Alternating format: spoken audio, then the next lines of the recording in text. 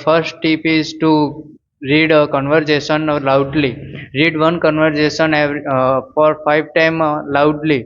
Read one or two conversation every day. It will tune up your mind to speak fluently. What is the second tip? The second tip is speaking in a particular situation. You can write your sentence in a paper and memorize them. Uh, Call anywhere for get some information. You can make a call in English. It will help to remove hesitate. Well, tell me the third tip to improve English.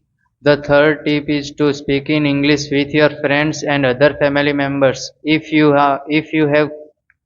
can't have speak in English whole conversation, you can speak a few sentence in English. It will give you confidence further.